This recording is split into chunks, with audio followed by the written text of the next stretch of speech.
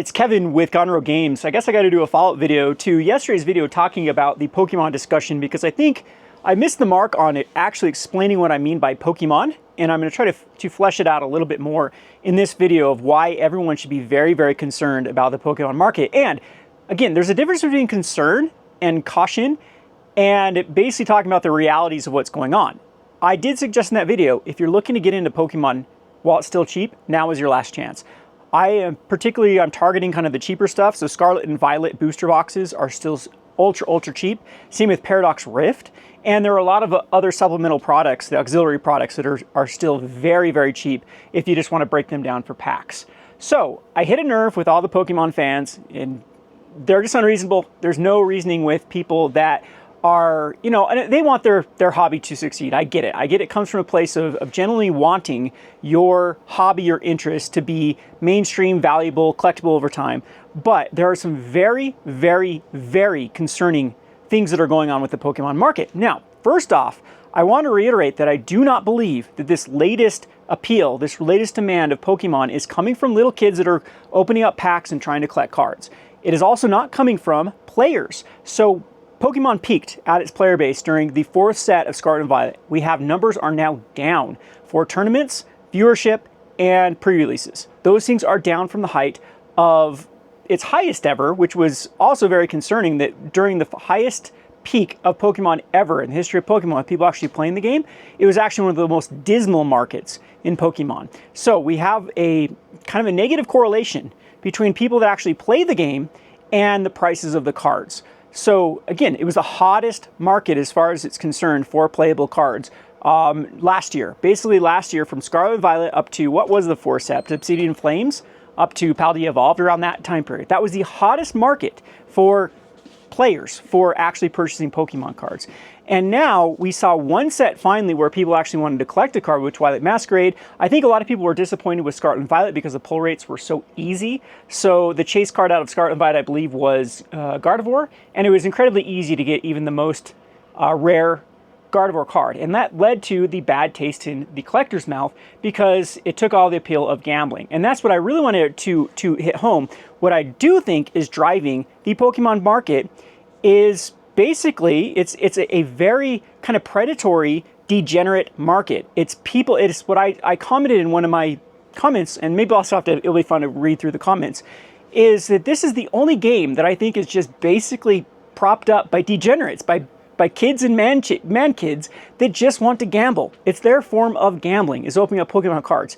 And I'm not saying, we're talking about my opinions here and what theoretically, what ideally I'd like to see versus reality. And I'm going to admit reality. People are going to gamble. There's a reason why the gambling is $1 trillion industry probably, is because human nature, humans are stupid. They're susceptible to just, idiotic behavior to begin with, and that's why they buy lottery tickets. It's the fantasy of actually getting rich. Well, the vast majority of people do not get rich. There was a pretty funny forum post on what Pokemon is like. You go to those hotels or those hobby or the kind of tourist traps, and they'll have those bags of gemstones, those bags of rough, where there could be a gemstone in here. So what you really want is that gemstone, but you don't want to pay the money for the gemstone. So you trick yourself into thinking, okay, well, I can get this gemstone from this bag, and that way you buy the bag hoping you get the gemstone. And the one person that does, of course, they flaunt it all over life that they found a gemstone out of this bag of trash. And in my opinion, that's Pokemon. That's Pokemon in a nutshell. And that's what I was trying to drive home. The difference between Pokemon and these other card games right now is there's so much like actual correlation between utility, between players wanting to play the game, actually even with genuine collectors wanting to collect the game, and what the card value is worth. So let me give you a little bit of an example here. And no other game comes close to this. This is Evolving Skies. So I got an Evolving Skies bundle here. If anyone wants to buy this from me, sure, I'll even give you a discount off of TCG market price. We'll split the fees. So if you want that, reach out to me. I'll sell you some Evolving Skies. Anyway, hottest set that's probably ever been printed based upon how much supply is out there and how much people actually demand the set. So Evolving Skies, it is currently selling for around $14 to $16 per pack. And it's selling. There are still people that are buying it at that price. The expected value of Evolving Skies is $3.75. It's under $4, and that's just not Evolving Skies. All of Pokemon, if you were to open up packs, if you're going to pay market price for packs and open up trying to find that chase card, you're going to lose 80–90% of the value. There is not one TCG that is like that. Not one that is that bad of numbers. And to me, it's like, again, maybe not. Maybe I'm being a little bit crass here. Maybe I'm being a little bit, again, too fantastical of ideals here, of thinking ideally it shouldn't be like this way. But it's being propped up by people that have no aversion to losing money, that they're just going to continue to throw money with this fantasy they're going to open up a chase card.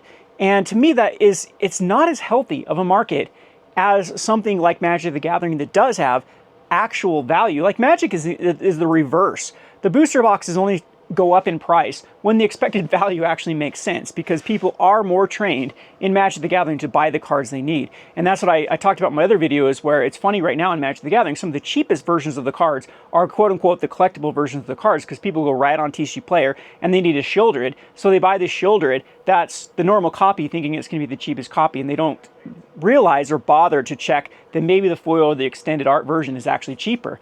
And there are points in Magic the Gathering where the Shieldred, which is actually quite rare, the Phyrexian Riding version foil of Shieldred was the cheapest version to buy, and is actually one of the hardest ones to pull. And that shows the correlation between Magic players actually wanting the card to use versus this idea of collectability. Now, collectability is only good when it's collectible, and that's my other warning sign of Pokemon, is I don't think that people realize the amount of supply the Evolving Skies actually has out there. And to me, that is the biggest warning sign right now, is the vast majority of Pokemon is still in the hands of vendors and in the hands of flippers, and not in what we call the end user, or the people that actually finally do consume the product. There's this, and maybe it's just my perspective of being behind a counter and listening to the chatter when people, that my vast majority of people that come in, that, you know, I still sell packs to kids, but they always buy the cheapest one.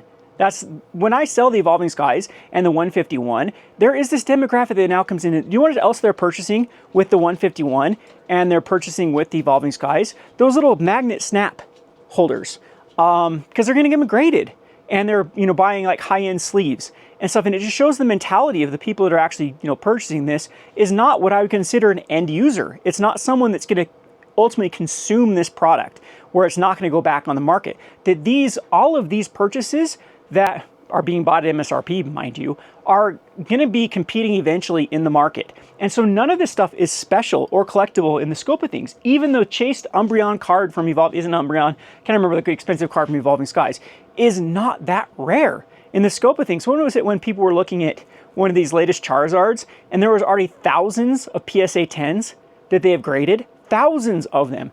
Who is in the market for a PSA 10 Charizard from one of the latest sets? Is there really that many end users that eventually want to collect these things? Yes, Pokemon has an incredibly strong IP. The problem with that is Pokemon competes a lot with itself. There's more than this, the TCG. There's more than just the apparel. There's a lot of stuff that is competing for that same amount of dollar. Not all of it is going to be collectible. I think what makes Pokemon good in the long run is if they do try to continue to make a healthy game where people actually do want to have some sort of utility with the cards rather than just collectible. Pokemon has already tried plenty of other collectible cards that weren't card games that have failed. There's lists and lists and lists of them. They've been prettier cards because they don't have to have the restriction of printing, of making cards shuffleable. There have been like even more rare and chaseable things in other products, and they've all failed. Just because the IP is strong does not mean that the IP is not susceptible to crashing. And again, I'm not really blaming, yes, I am blaming Pokemon to a bit, because I think that they are really printing into these bubbles, and they have definitely thrown caution through the wind.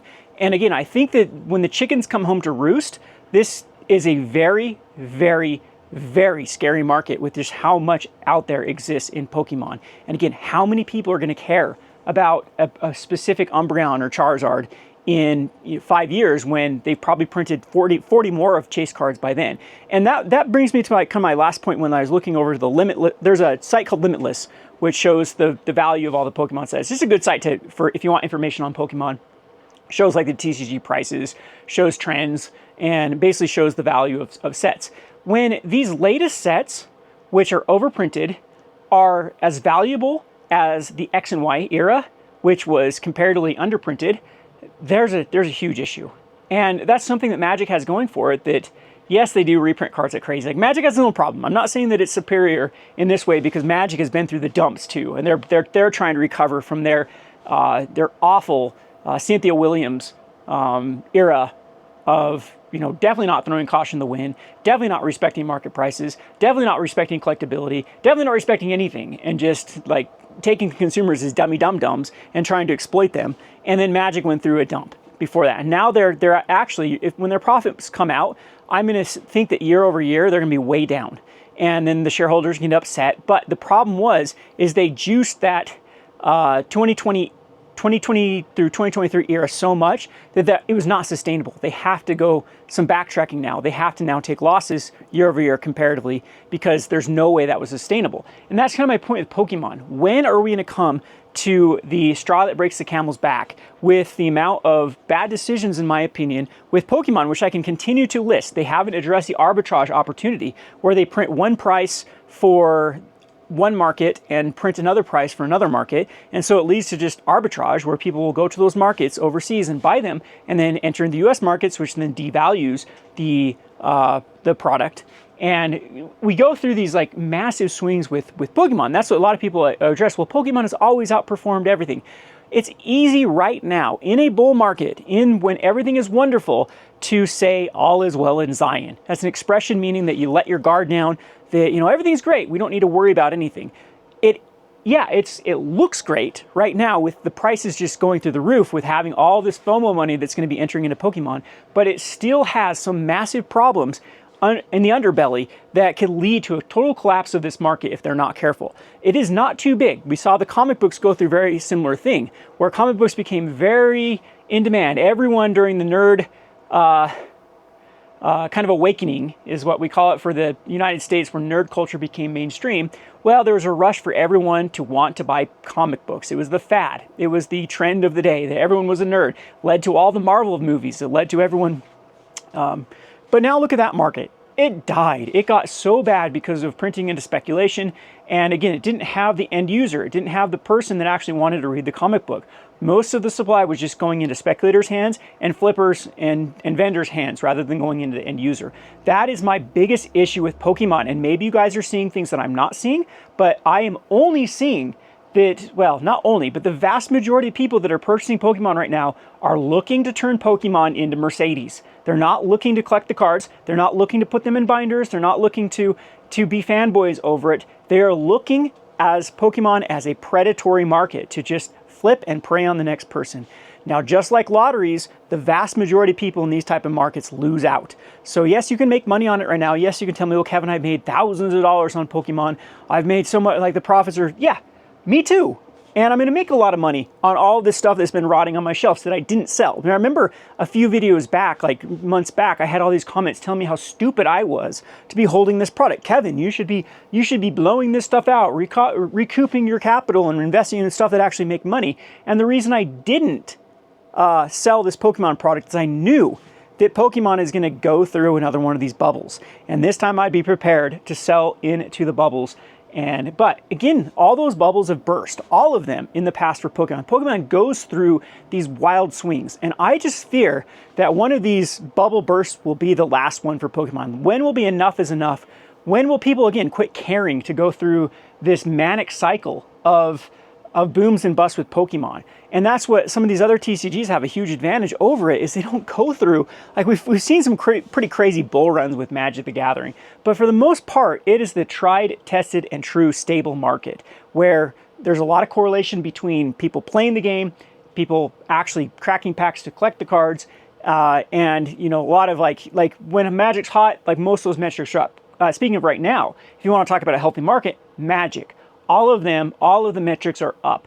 The player counts are up. The people, you know, playing in all of the, what I call the big C's in Magic the Gathering. So you have the collectors, or the casuals. You have the casuals, the competitive players, and the commander players.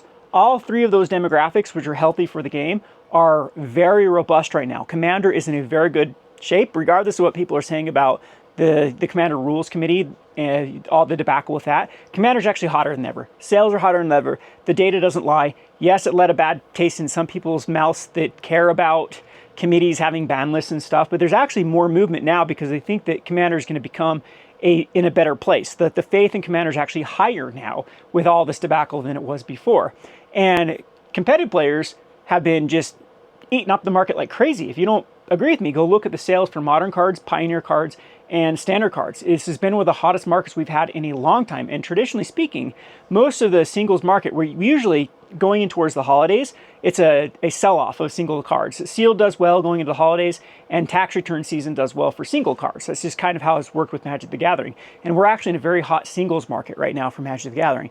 And last but not least, the casual crowd is very robust now in Magic. So the people that actually are consuming these products, the end users that don't care about the resale value of their cards, are buying products like crazy. And that is a key demographic because that takes the product out of the market. And those are not coming back in. Yes, when someone in 20 years has a garage sale or something, those type of things will come back in the market. But the vast majority of those is consumed. It is an end user. And that's the biggest difference between what I'm seeing and Pokemon.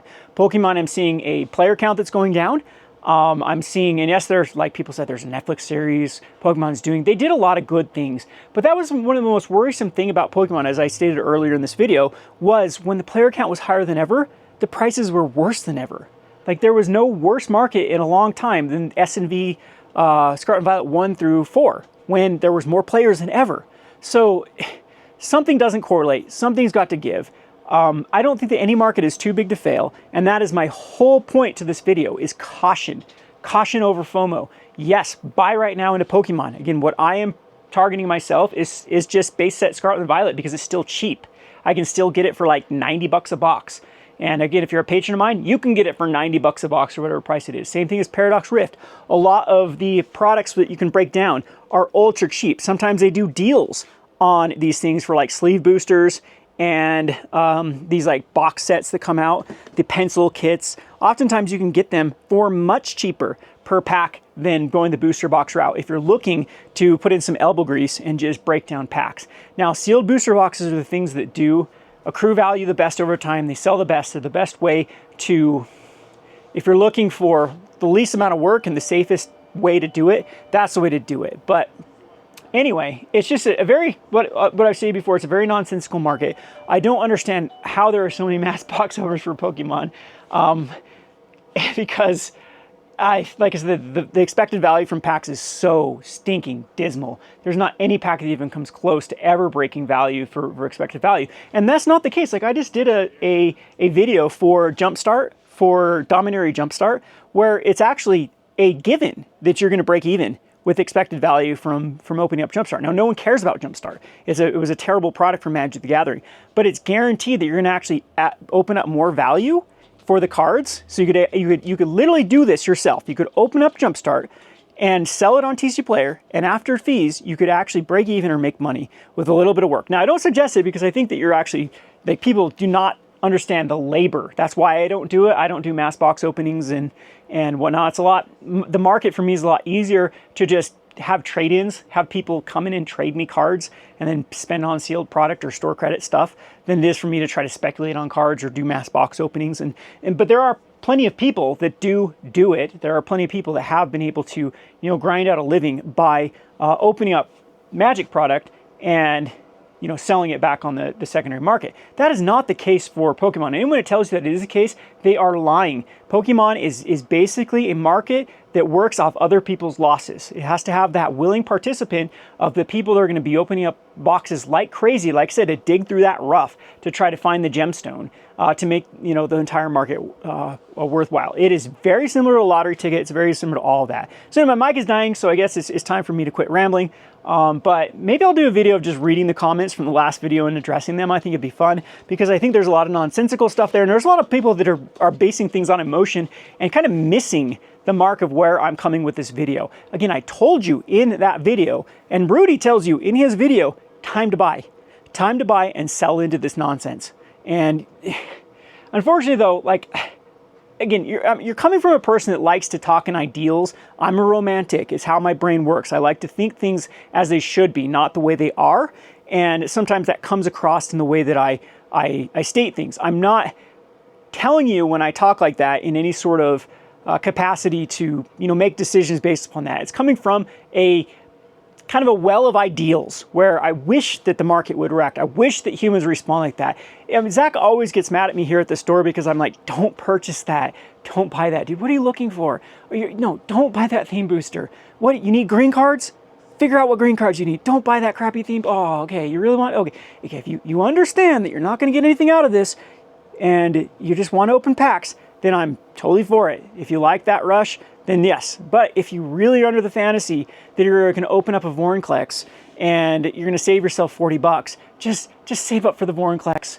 Just do it. Do yourself a favor. Do everyone, don't do it. And then Zach would because then nothing moves. But anyway, that's where it's coming from. So I hope people understand, when I get kind of negative about some things that are contrary to reality, it's just coming from a place of ideals of how I wish the market would respond to certain things. But currently, like right now, ride the wave. I think people are going to continue to be moronic and idiotic about stuff. They're going to continue to think they're going to open up Umbreons. And instead of just buying the Umbreon, they're going to pay their $15 a pack for their stupid Evolving Skies to try to find that chase card and, burn 90% of the pack value every time they open it up. So anyway, that's where it's coming from. Appreciate all of the comments regardless. I appreciate all the drama. It really helps the clicks. And it actually gets me energized too to kind of make these videos. As you can see, I'm a lot more animated in this video than was my last one. So if you like these kind of discussions, we'll keep it up. And what else do you want me to rant about? Because I can rant about a lot of stuff. We can rant about Lorcana, as Star Wars Unlimited, two IPs that should be doing much better than they are. And they're kind of on the down right now. We can talk about Flesh and Blood. I'll do it all. I like to talk shop here. I like to be open and honest. Yes, sometimes, as I mentioned, my negative Nancy kind of pessimism. Pessimism usually comes from a place of idealism. It usually comes from a place where you wanted things to be a certain way, but unfortunately they are the way they are, and that's where pessimism comes from. So yeah, it's a little healthy dose of pessimism is always good. So anyway, that's all she wrote. Thanks for watching.